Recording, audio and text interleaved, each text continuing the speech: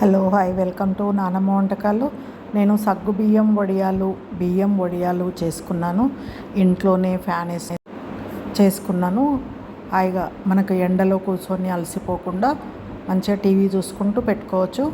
ఇప్పుడైతే సగ్గు బియ్యం వడియాలు ఫస్ట్ సగ్గు బియ్యం నేను నైటే నానబెట్టుకొని ఒక 2 కప్పుతోటి 2 తీసుకున్నాను. ఆ డబ్బాతోటి 2 తీసుకుంటే ఒక డబ్బాకు 5 గ్లాసుల చొప్పున నీళ్లు పోసుకున్నాను. నీళ్లు పోసుకొని సగ్గు బియ్యం అయితే మంచిగా నానాయి. ఇవి నీళ్లు మసిలిన తర్వాత కొంచెం సాల్ట్ వేసుకోవాలి. అంటే మనకు తగినంత, ఎక్కువ వేసుకోకండి, వడియాలకు ఎక్కువైతే బాగుండదు. చూడండి, నానిన సగ్గు బియ్యము ఇట్లా కాగిపోయిన నీళ్ళల్లో ఎసరు పెట్టుకొని మసులుతుంటే అవి వేసేసేయాలి. ఇప్పుడు చూడండి మంచిగా ఉడుకుతున్నాయి. అట్లా కలిపేసుకోవాలి. మధ్య మధ్యలో కలుపుకొని మంచిగా ట్రాన్స్పరెంట్ అయ్యేదాకా ఉడికించుకోవాలి. వాటిని ఉడికించుకొని కాసేపు ఉడికిన తర్వాత స్టవ్ ఆఫ్ చేసుకొని చూడండి ఎట్లా ఉడుకుతూ ఉన్నాయో చూడండి. ఇగో ట్రాన్స్పరెంట్గా అయ్యాయి. ఇప్పుడైతే నేను స్టవ్ ఆఫ్ వేసేస్తున్నా. ఇప్పుడు మనం జీలకర్ర వేసుకుందాం. స్టవ్ ఆఫ్ వేసినాక 2 టీ స్పూన్లు వేసాను. ఒక చారెడు ఆవాలు వేసాను. నేను నువ్వులు వేసాను. నువ్వులు జీలకర్ర వేసిన తర్వాత అట్లా అంతా కలగలుపుకోవాలి. ఇప్పుడు ఏమైనా మనము టేస్ట్ అనుసారంగా ఉప్పు చూసుకుంటే పడితే ఇప్పుడు కలుపుకోవచ్చు. ఇక నైట్ అట్లా ఫ్యాన్ వేసుకొని టీవీ ముందు కూర్చొని అట్లా పెట్టుకుంటున్నానండి, ప్లాస్టిక్ పేపర్ మీద వడియాలు.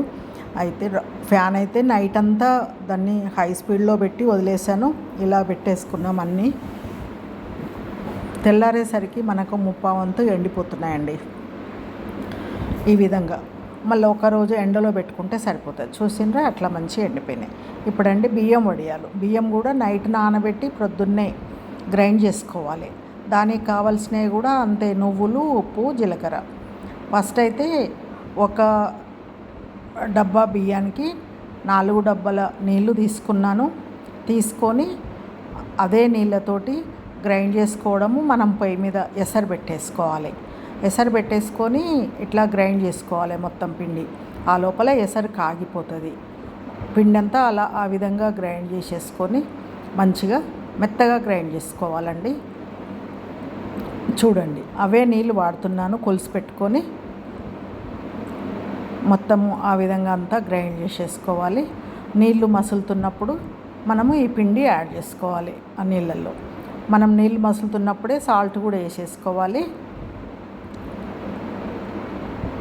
అంతేనండి, 3 వస్తువులు. ఇష్టం ఉన్న వాళ్ళు కారము అవి వేసుకోవచ్చు. ఇప్పుడు నేనైతే 3 టీ స్పూన్ల ఉప్పు అయితే వేసేసుకున్నాను.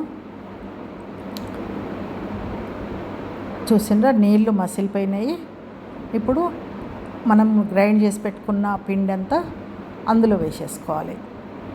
ఇంకా గిన్నెలో కొంచెం నీళ్ళు వేసి అవే మిగిలిన నీళ్ళు ఉన్నాయి కదా కొలుసుకున్నాయి, ఆయన్ని నీళ్ళు వేసేసుకొని మనం మంచిగా అట్లా పిండి అంతా కడిగి లోపేసుకొని వేసుకోవాలి గిన్నెను. ఇప్పుడైతే మంచిగా కలుపుకోవాలండి. కలపకపోతే కొంచెం అడుగు పట్టే ఛాన్స్ ఉంటుంది. పిండి అంతా కలగలుపుకోవాలి. ఒక 10 నిమిషాలు మనకు కష్టం అనకుండా చేసేసుకుంటే ఇట్లా పిండి అయితే మంచిగా ఉడికిపోతుంది. దగ్గరికి అయింది చూడండి. ఇక స్టవ్ ఆపేసుకొని నేను ఇప్పుడు జీలకర్ర వేసేస్తున్నాను. ఇప్పుడు ఇందులో 2 స్పూన్ల జీలకర్ర, కొన్ని నువ్వులు, ఒక చార నిండా అట్లా తీసుకున్నాను. 50 గ్రాములు అట్లా ఉంటాయి అనుకోండి. కొంచెం ఎక్కువైనా పర్వాలేదు, తక్కువైనా పర్వాలేదు. అట్లా అంత పిండి అంతా మంచిగా కలిపేసుకొని మనకు సాయంత్రం అయ్యేసరికి ఆ పిండి అయితే చల్లగా అయిపోయిన తర్వాత అప్పుడు మంచిగా మనం ఇంట్లోనే ఫ్యాన్ వేసుకొని టీవీ చూసుకుంటూ మంచిగా కూర్చొని ఎవరన్నా తోడుంటే ముచ్చట్లు పెట్టుకుంటూ, ఇగో మా సోను వచ్చింది, మా ఎదురుగుండా ఉంటారు మా మన్మరాలే, అమ్మమ్మ నేను హెల్ప్ చేస్తాను వచ్చి ఆ విధంగా హెల్ప్ చేసింది. చూసిండ్రా ఎండినాక ఈ విధంగా అయితే